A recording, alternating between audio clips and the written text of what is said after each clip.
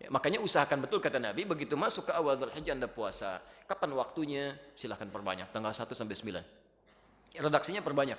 Perbanyak. Jadi kalau bisa 9 hari penuh, alhamdulillah, itu bagus. Ya, kalau nggak bisa, ya 3 hari, 5 hari. Makanya latihan dari sekarang. Latihan dari sekarang, ya. Besok tuh mulai latihan, Pak. Hari Senin, Bu. Kalau nggak ketemu Senin besok, nunggu hari Kamis. Kalau hidup, ya. Masya Allah. Jadi selalu begitu. Tanyakan. Kalau ada kesempatan, besok kamu kesempatan nih. Kalau enggak, kamu enggak hidup, gitu kan? Ya, belum tentu. Lakukan. Kalau ada kesempatan, kita buat petanya. Baik. Bismillah. Jadi, puasa kerjakan. Kalau tidak mampu pun misal, mengerjakan runtutan ini, misal halangan bagi perempuan, belum tentu bisa puasa, misal karena ada libur tertentu. Maka kalau bisa, dan kedapatan sucinya misal, tolong semaksimal mungkin tanggal 9-nya. Tanggal 9 Dzulhijjah itu puasa istimewa, ya. Saking istimewanya, saya agak cepat, Nabi mengkhususkan kalimat khusus pada puasa di hari ke-9 ini, ya. Diriwayatkan di hadis Muslim, kitabnya saya bawa, nomor hadis 1162. Saya agak cepat sedikit ya, nanti saya berikan rujukan di akhir TV untuk kajian lebih lengkapnya. Sudah?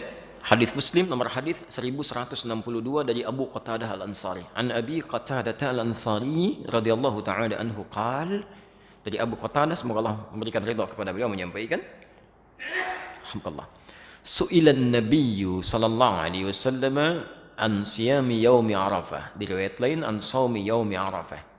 Nabi sallallahu alaihi wasallam pernah ditanya tentang puasa ya, di hari Arafah. Hari Arafah itu tanggal berapa? 9. Ini penting, nanti saya tuliskan, saya berikan tulisan sebentar ya. Redaksi hadisnya begini, Siyam Yaum Arafah, ada yaumnya.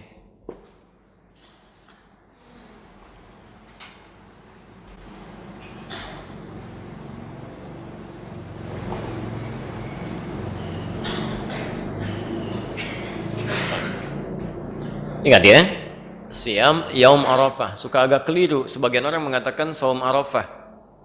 Kalau cuma disebutkan Nabi mengatakan Siyam Arafah, puasa Arafah, Arafah itu menunjuk pada momentumnya, ya, momentum orang wukuf.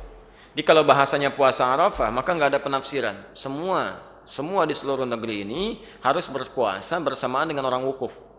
Jadi nggak usah ada penafsiran. Jadi begitu di Saudi misalnya wukuf sekarang, kita ikut puasanya di hari itu. Jelas ya? Itu kalau tidak menggunakan yaum.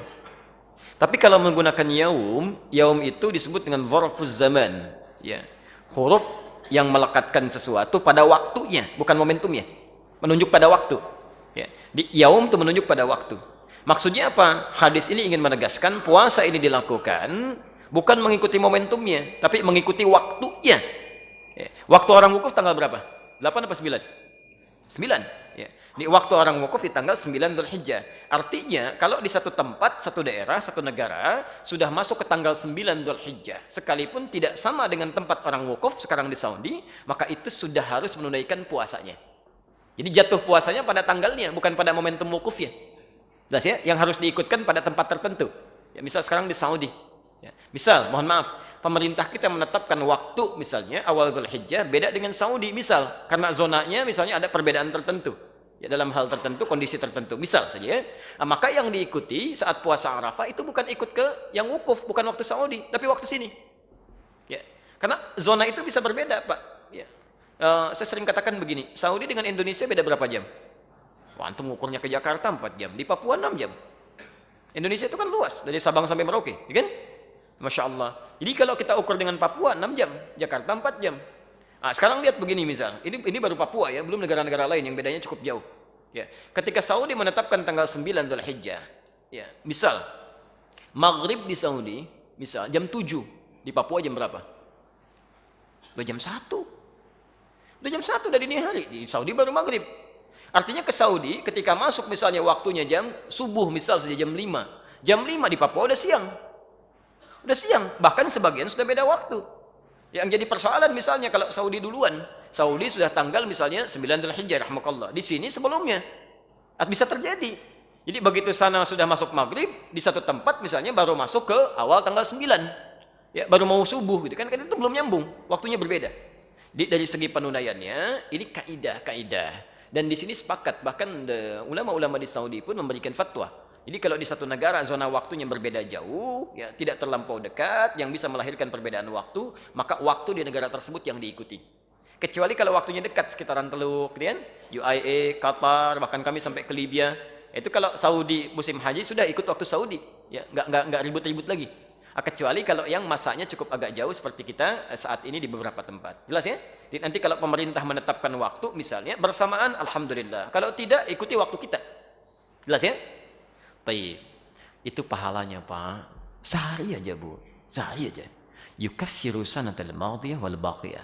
Bisa menggugurkan dosa setahun berlalu. Plus menjaga tidak berbuat dosa setahun yang akan datang. Lumayan.